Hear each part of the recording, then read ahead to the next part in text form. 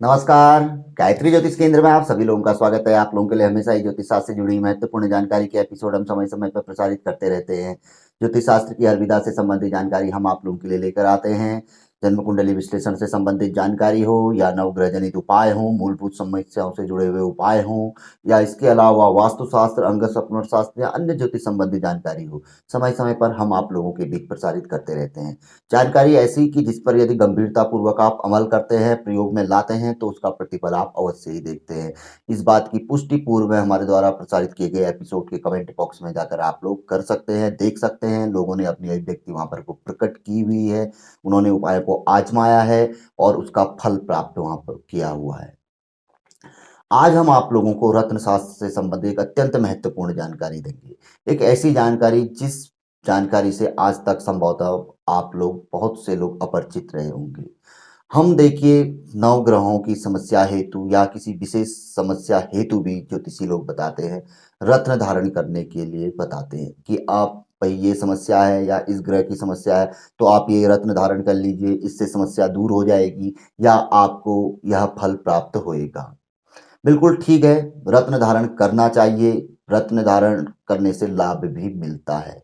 लेकिन एक बात आती है, जैसा हम बार-बार कहते हैं कि एक तो सटीक होना चाहिए, रत्न नंबर 1 होना चाहिए कि जन्म कुंडली में सबसे बेस्ट रत्न कौन-सा है, बाकी कोई रत्न धारण करने की ज़रूरत ही नहीं है। जब आपको बहुत अच्छा प्रतिफल प्राप्त हो जाता है, तो उसके पश्चात आप बाद में उसके कॉम्बिनेशन के लिए देख सकते हैं, क्या इसके साथ दूसरा कौन-सा रत्न है, जिसे हम पहन सकते हैं और जो फल मिल रहा है उसमें हम वृद्धि कर सकते हैं। दूसरा होता है वजन भार, कि वजन भार बहुत महत्वपूर्ण होता है। देखिए एक सामान्यतः हम वजन भार के लिए एक आपको एक उदाहरण देते हैं।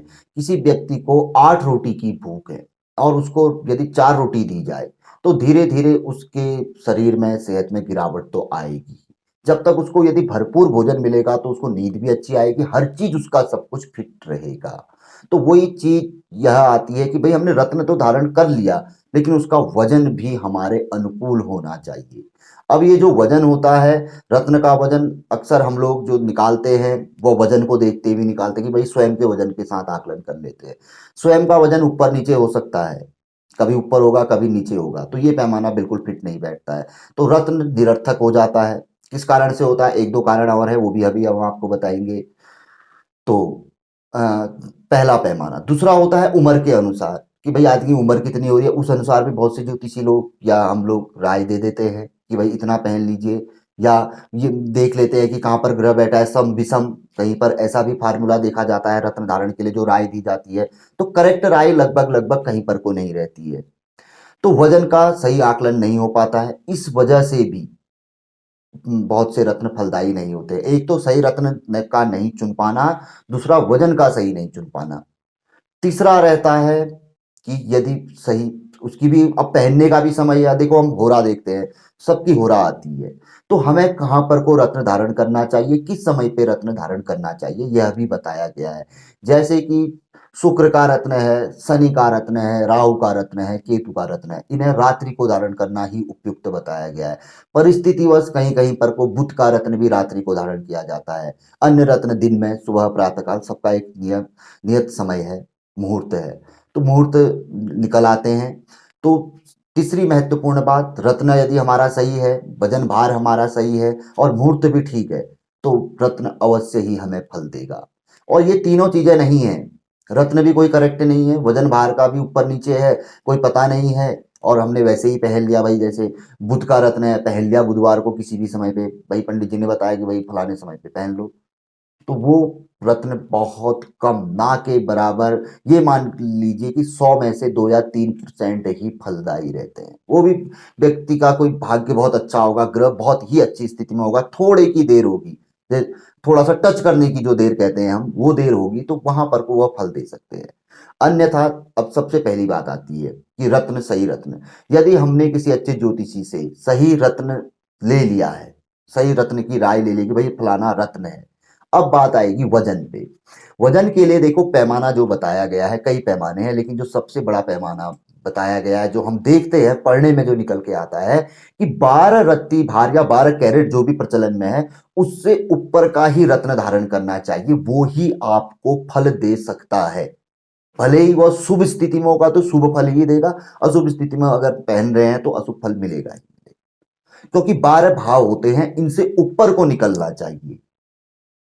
अब बहुत अच्छी क्वालिटी कहीं पर को है, लाखों करोड़ों में जब जा रही है तो वहां पर कम रत्ती भार का भी व्यक्ति का चल जाएगा। लेकिन जो कम रत्ती भार के होते हैं जैसे 5 6 7, ये मालाओं में, वहां पर को धारण करने का ज्यादा प्रचलन है। वहां पर को धारण करके वह ज्यादा व्यक्ति को प्रभावी फल देते हैं जो छोटे कैरेट में होते हैं। लेकिन हम लोग अक्सर 5 carat, 7 carat, 4 carat, 6 carat, 8 carat ऐसे बता देते हैं। कोई वजन भार के अनुसार, कोई कैसे अपना अपना आकलन निकाल के। तो यहाँ पर को जो लोग रत्न आदि धारण करते हैं तो उनको उसका फल नहीं मिल पाता है। शुरुआत ही गलत हो जाती है। पहले तो हमें कोई सटीक रत्न का हम उस पे नहीं पहुंच पाते हैं कि सटीक रत्न कौन सा है, इस राय पे हम क्लियर नहीं हो पाते हैं। दूसरा, वजन भार में हम कंफ्यूज रहते हैं। तीसरा, मुहूर्त भाई भाई बार का है तो उसी को पहन लो, ऐसा नहीं है। बार में मुहूर्त भी निकलते हैं विशेष। जैसे हम लोग लहसुनिया या बुध रत्न के लिए बताते हैं कि भाई पन्ना पहनना और रात्रि को 7:30 से 8:30 के बीच में उपयुक्त समय है, बुधवार की रात्रि। गोमेद के लिए बताते हैं कि भाई रात्रि को 7:30 से 8:30 के बीच में पहन लीजिए। शुक्र का रत्न, शुक्रवार को 7:30 से 8:30, शुक्र राहु का रत्न। शनि का रत्न होता है मुहूर्त कि भाई शाम को 6:30 से 7:30 के बीच में पहन लीजिए, रात्रि को सूर्यास्त के बाद। तो इस तरीके से सही समय पे सही रत्न सही वजन भार में धारण किया जाए तो अवश्य ही फल देगा। तो यहाँ पर को हमारा जो सबसे मुख्य बात जो हम आप तक पहुंचाना चाह रहे थे वो ये थी कि वजन भार जब भी आप रत्न लें तो कोशिश करिए कि 12 रत्ती से ऊपर का रत्न ही पहनिए, वो ही आपको फल देगा। गुरुजी से पूछिए कि 12 रत्ती से ऊपर का कितना लगेगा। अच्छे गुरुजी होंगे तो बता देंगे आपको गणना करके, भाई 12 भाव जहां पर को समाप्त हो रहे हैं वहां से आगे कहां पर को ग्रह बैठा है, कितनी दूरी पे है, 15 में है, 16 में है, 17 में है, 18 में, उस हिसाब से आप पहनिए, अवश्य ही चमत्कारी फल देगा। आज हमने पिछले विगत 5 या 6 साल तो हमें यूट्यूब पे ही हो गए हैं आप लोगों के बीच। हमने कई लोगों को, हजारों लोगों को रत्न पहनाया, तो कई लोगों को चमत्कारिक प्रतिफल प्राप्त हुआ। कई लोगों ने अपनी फीडबैक दी हुई है, लोगों ने अपनी अभिव्यक्ति बताई हुई है। हमने संभवतः आज तक किसी दूसरे चैनल पे यह फीडबैक नहीं देखी लोगों की अभिव्यक्ति। यहाँ पर रत्नों के बारे में उन्होंने पहना, सही समय पे पहना, सही रत्ती भार में पहना, नंबर 1 पहना और मुहूर्त में पहना, चमत्कारिक प्रतिफल मिला। वारे न्यारे भी हुए हैं, कई लोगों की तकदीर पलट गई। जो उम्मीद ही नहीं की थी वो उम्मीदें, वो फल उनको प्राप्त हुआ है। तो ये हकीकत है। तो रत्न फलदायी होते हैं, अवश्य ही पहनना चाहिए। एक रत्न तो अवश्य ही एक व्यक्ति ने पहनना चाहिए। दो दो तीन तीन चार चार की कोई जरूरत नहीं है जब तक कि आपको उसके बारे में पूर्ण ज्ञान नहीं है। जिसको ज्ञान है भाई वो तो चलो ठीक है पहन सकता है, या किसी को एक रत्न से बहुत अच्छा प्रतिफल मिला वो दूसरा पहन सकता है। नहीं तो सिर्फ एक रत्न, एक ग्रह ही आपकी तकदीर पलट सकता है, किस्मत पलट सकता है। वो चीज हमें अपनी जन्म पत्रिका में ढूंढ के निकालनी है। तो ध्यान रखिएगा, 12 कैरेट से ऊपर, 12 रत्ती से ऊपर का रत्न धारण करिए। हम तो 32 कैरेट तक, रत्ती तक बताते हैं, गोमेद तक पहनाया है हमने, व्हाइट कोरल पहनाया है, लहसुनिया पहनाया है, 24 कैरेट से ऊपर तक के। कोई इसमें नहीं, लोगों को फायदा मिला हुआ है, लाभ मिला हुआ है।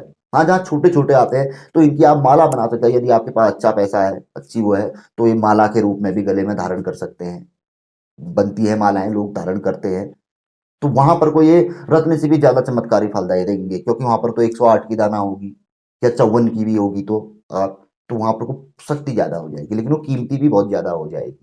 तो वहां पर भी लगभग पैमाना एक ही चाहिएगा। भाई आपको यदि 6 कैरेट का है तो 6 कैरेट के ही होने चाहिए वो 54 दाने या 108 दाने। तो वो चीजें दुर्लभ है। तो वो सरल तौर पे जो रहती है कि वो रत्न रूप में हम अंगूठी में धारण कर लेते, तो इसलिए वो खाली एक शो पीस बन के रह जाता है। थोड़ा वह भाई देखो, महसूस तो होता है, ग्रह है, कुछ ना कुछ प्रभाव तो देगा ही देगा।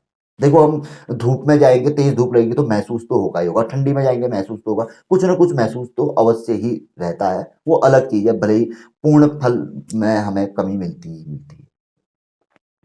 तो ये रत्न संबंधी जानकारी काफी अच्छी थी। हम उम्मीद करेंगे कि स्वयं पे पहले जानकारी पे को अमल करिए और पसंद आए तो आगे भी अपने लोगों तक पहुंचा सकते हैं, शेयर कर सकते हैं।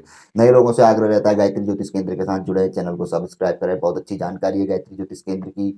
देखो, ज्योतिष की जानकारी किसी की भी हो, जीवन में कभी न कभी कहीं न कहीं काम ही आती है। तो अवश्य जुड़े ज्योतिष के साथ। तो मिलेंगे ऐसी किसी बहुत अच्छी जानकारी के एपिसोड के साथ अगली वीडियो में। तब तक के लिए नमस्कार, जय श्री राम, जय श्री कृष्णा, ओम नमः शिवाय।